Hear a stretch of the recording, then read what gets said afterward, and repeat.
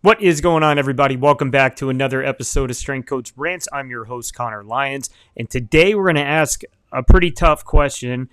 We're going to find out, are your kids' aspirations and dreams of playing at the next level, are they coming from them, or are they quite possibly yours?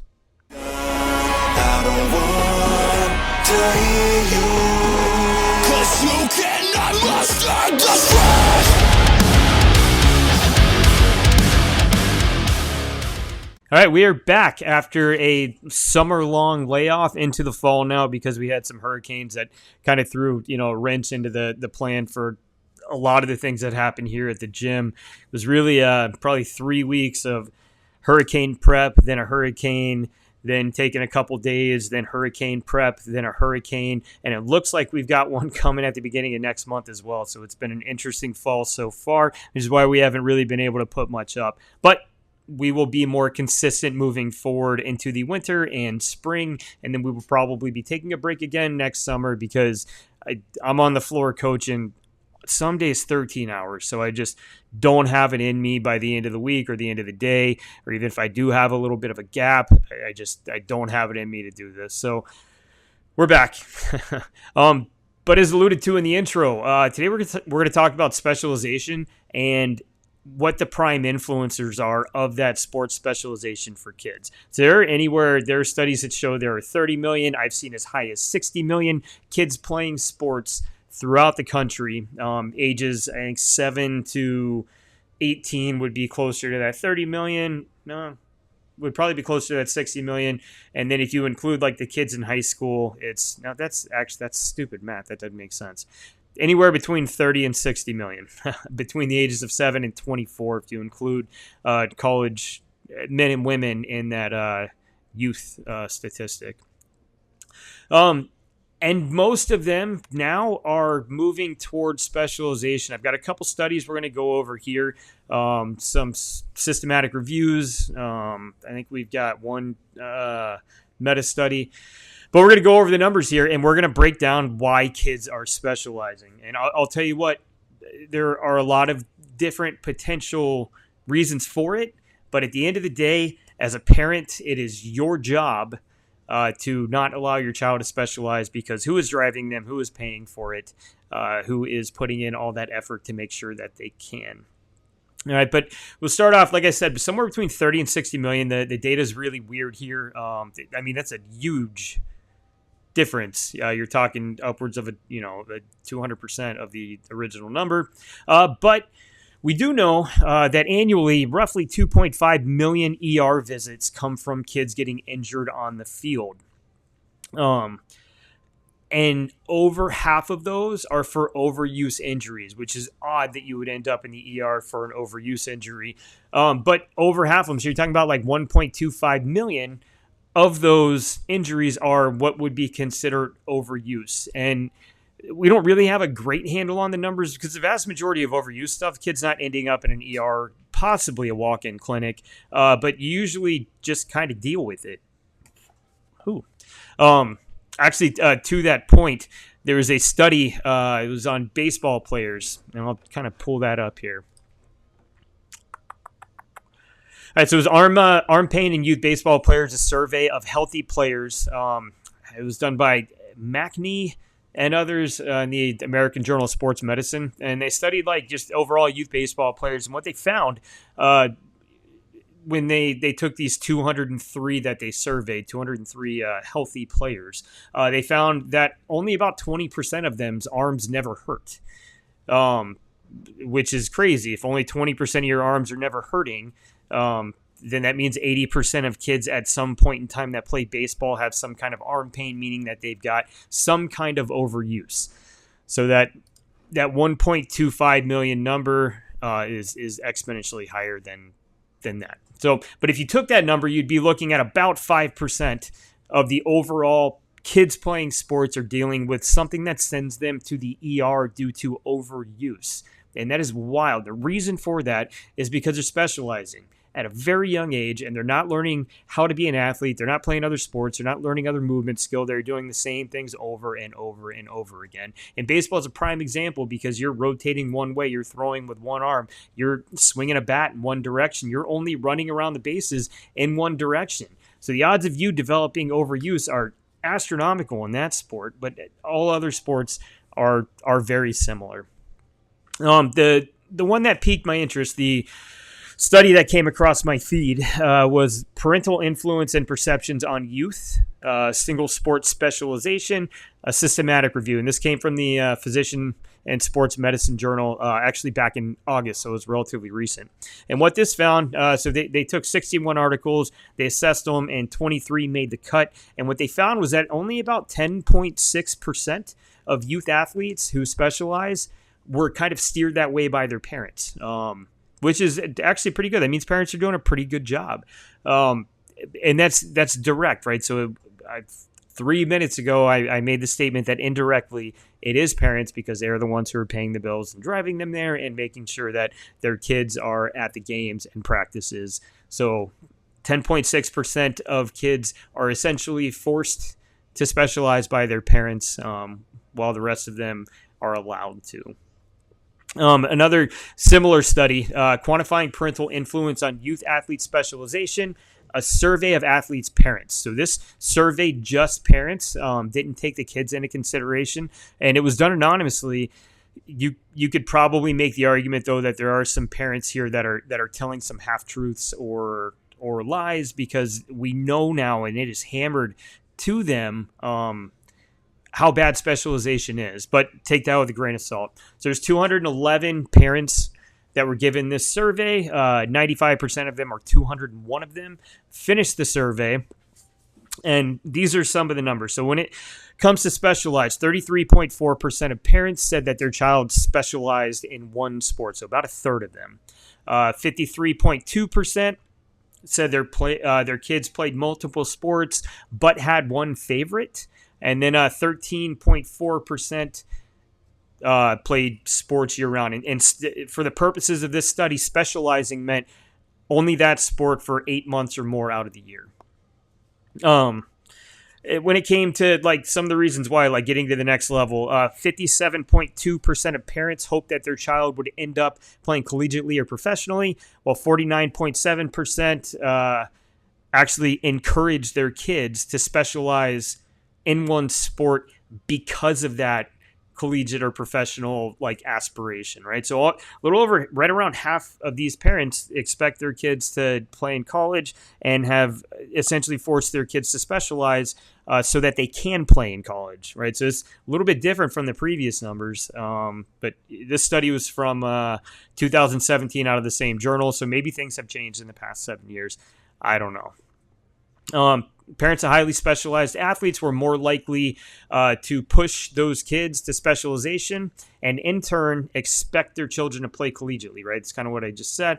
And then parents who spent money on strength and conditioning coaches and or personal trainers had a significantly higher rate of belief that their child would play at the next level, right? So if you're a parent, you're all in. That's great. I think it's important to hire these strength and conditioning coaches if you are going to have your kid play one sport. But I still, up until probably 15, 16, kids should be playing more than one sport or having an off season where they just train and don't play their sport. All right, the next study, we're actually going to go back to that baseball one that I mentioned just a little bit earlier. So it was Arm Pain in Youth Baseball Players, a survey of healthy players by McNee and others, the American Journal of Sports Medicine. And again, it studied overuse when it comes to baseball. This is a great, I'll link this in the description because this is a great study. There's a lot of really interesting information, but the stat that I'm going to drive home that I talked about earlier was only 20% of these kids reported that their arm never hurt, right? So that means 80% of baseball players, are the ones surveyed at least, which could be representative of the whole, never had any arm pain, right? And this, from my understanding, the way that this study was done, it kind of ruled out soreness, right? So it wasn't talking about like, is your arm ever sore, right? It was just like, have you had pain that kept you from being able to play, essentially, and only 20% said no. 46% of these players report being encouraged by their parents and or a coach to throw while dealing with arm pain, which is wild, right? We've got a Tommy John epidemic here in this country. I think the average age of Tommy John surgery has now been pushed down to like 15 and a half, 16. That is to blow through your arm by the age of 15 and a half is irresponsible at best, and it's almost malicious. It's these coaches, using these kids to win youth championships and say, I worked with this guy, right? They may have some kid that ended up making it, but the trail of bodies on the way there is long. You're going to be climbing over blown out arms to get to this one guy who happened to make it, who probably would have made it either way. And to kind of go with this, if you're a parent and your kid plays baseball and somebody tries to get them on a velocity program before they hit puberty, don't talk to that coach, run. Right? The best velocity program on the planet is puberty, because they will get stronger and they will weigh more, right? And they're going to be able to put more into that ball. Now, that doesn't mean you can't work on some technique prior to that, but you're not going to technique your way to a 90-mile-an-hour fastball with a kid that weighs 135, 140 pounds. It doesn't work that way. So, these weighted ball programs and these velocity programs for kids that are under 15, even at 15, 16, a velocity program is stupid. Let your body get bigger, get stronger, all that before you even think about dealing with some of this stuff. It's just, you're destroying these kids' arms before they ever have a chance to really make it. I've got a buddy who's a physical therapist, actually, who he runs a hospital physical therapy clinic right up the street from where my gym is. We went to college together in the athletic training program at USF. But he was asking me if I knew a pitching coach who was responsible in the area, because he had a kid, in return to play from a labral tear. And I had to tell him no. I don't know a single throwing coach who's going to be responsible with the kid, right? And this kid's he's 16 or 17, I think. He's 8. It's his last year of baseball. Fall ball just ended, right? And this kid is on his way to trying to get ready for February baseball start, right? Because that's when they'll start practicing, January, February. My money is on this kid ends up getting hurt because they're going to accelerate this return to play.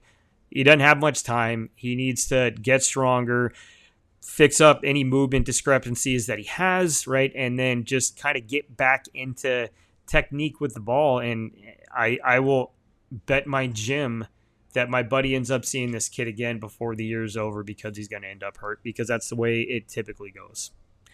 Sucks, but it is what it is. Baseball, probably the worst when it comes to specialization and aspirations. Your kid should not be 12 and a pitcher.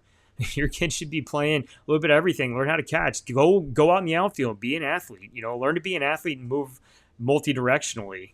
I'm pitching at 9, 10 years old, and that's what I do, is so short-sighted and stupid. Whatever. But all right, the next one we're going to move on to, now that rant's out of the way. Different perceptions of parents and children on factors influencing sports specialization. Now, this was done in April of 2020, is right at the beginning of the pandemic, actually, by Hernandez and others, and it went in the Journal of Sports Rehab. But basically, this is where that $60 million came from, that I mentioned earlier in this episode. 60 million youth participants in sports every year, and that was that can't be right. No, it's not right. Anyways, this study, so that's the number this study's going with. This study took athletes between the ages of 12 and 18 and had them fill out a questionnaire, and had their parents also fill out a questionnaire. Not seeing how many actually there were. I may not have taken a good note on that. But a bunch of kids, a bunch of parents.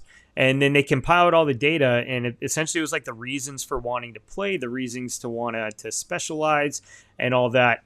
And what it concluded were there are 3 primary reasons for specialization. One is the child's desire, right? Because these kids, a lot of them do want to play. They want to play all the time. They love this sport, and that's not all that uncommon, right? I have to tell parents all the time, that their kids shouldn't specialize, and immediately the first thing they say is, yeah, but they love to play. It's yes, but your kid would probably also love to eat ice cream and pizza every night for dinner, right? But that's not going to be good for them. They shouldn't be able to do these things because they want to do them.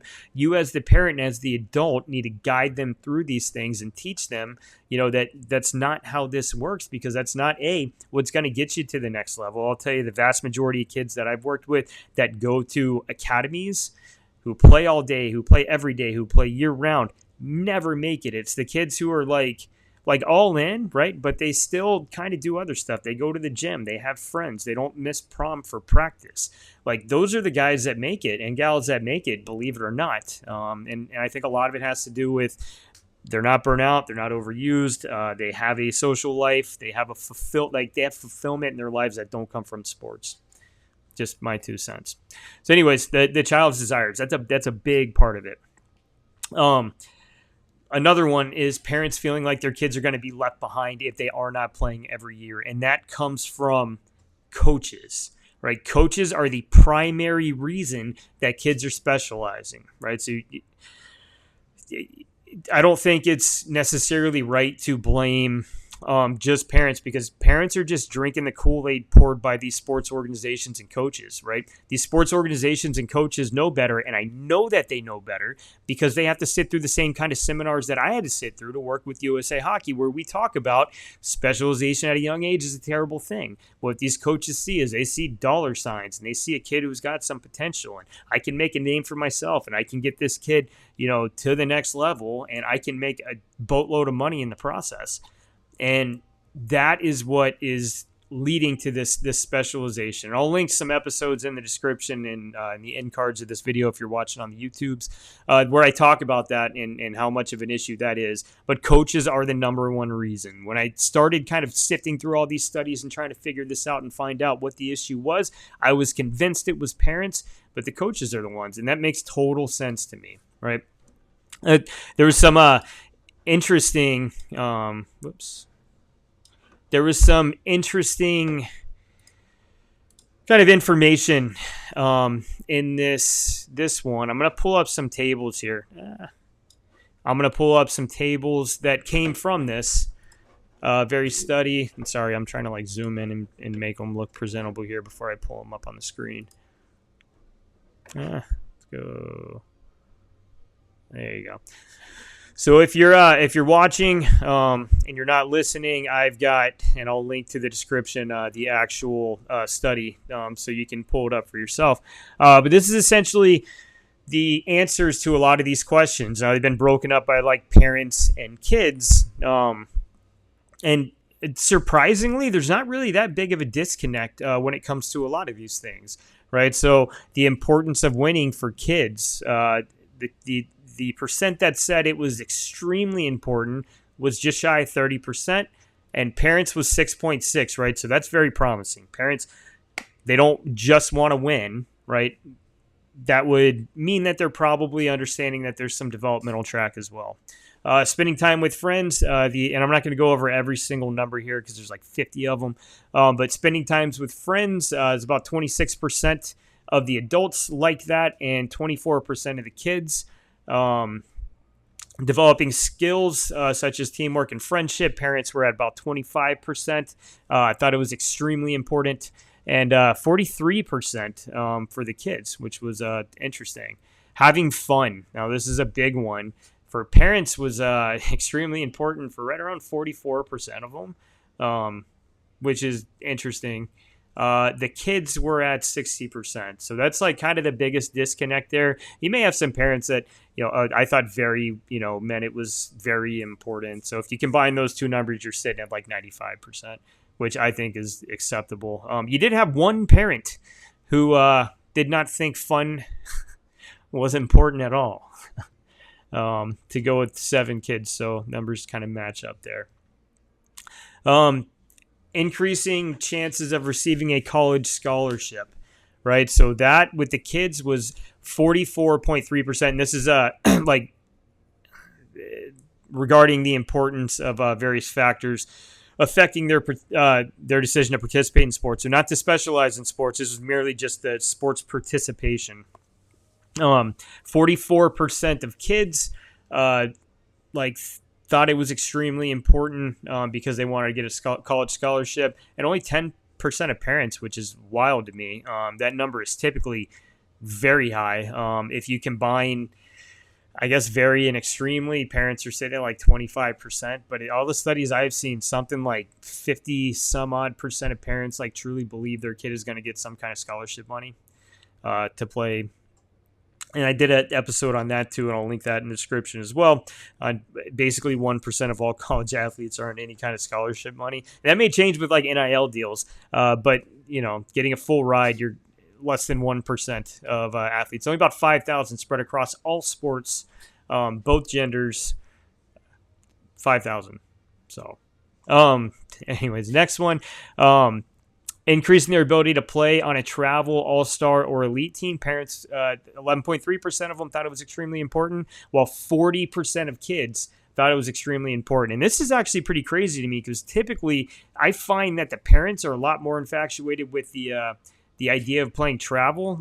We've created, like, in hockey, these, like, tiered, within a tiered levels of play. So you've got like AAA is the highest, then AA, and then single A, and then you've got single A1 and single A2. And we've done that to appease parents who want their kids to play for the most part. So this was actually a pretty interesting stat. It's nice to see for sure that not that many parents are all that infatuated with that, which is great. But the kids, and the reason for the kids, I would imagine thinking that it is extremely important. They want to play with their friends. You know what I mean? They play this sport with their friends, and that's important to them. So if they can get better, they can continue to play with their friends, and playing at a higher level is fun anyways. So I just thought that was interesting information, not too crazy tied in with specializing or anything. But so when it comes to the aspirations and dreams of playing at the next level, I asked the question in the very beginning if it was theirs or if it was yours. Well, it turns out it might be their coaches more than anything else. It's not to discount how kids feel. I work with a ton of kids who would give everything they have to be able to play at the next level for a game. So take that for what it's worth. I guess the take home here as a parent, understand that specialization is going to be bad for them, that they run the risk of getting hurt. You're going to miss out on a lot of life. And it would be nice, right? So your kid may not end up playing Division I anything. They may not play past high school, period.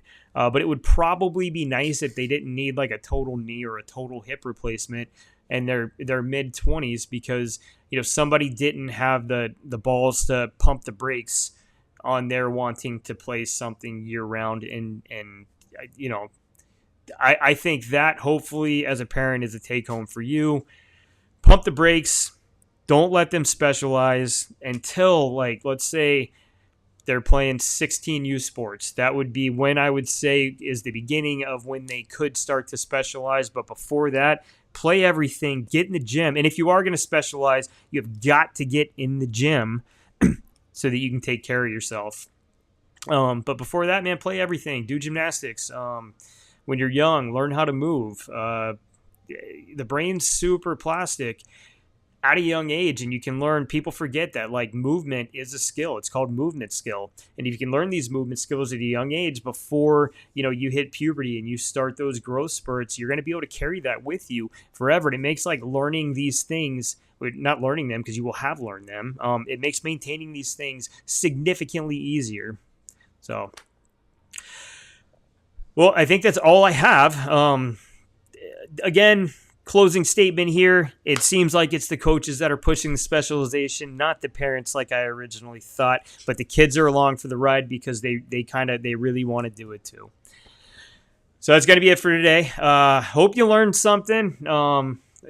Some interesting information in this one, some boring information in this one. I'm in the process now of finishing up my hockey training book. It's looking like it's going to be about 300 pages long. It's going to be a doozy. I am about halfway through writing the exercises and futility book, which is a little bit autobiographical, just dealing with some of the stories of my life before I was into recovery for alcohol addiction. You got the jump course should be up on the site hopefully in the next month or so. We just got to film a couple things. The dynamic effort method for athletes is available on Amazon. You can go on my website and find it. I'll link that in the description. Simple Strength is also available on Amazon. That's only the ebook. The dynamic effort for athletes also has like a paperback that you can buy as well, but I'll link that in the description. Check out the website. Tons of really cool information on there. Write lots of stuff. I've got a blog where I talk about things that aren't training. I've got a like an article section where we talk about things that are training. And that's going to be it.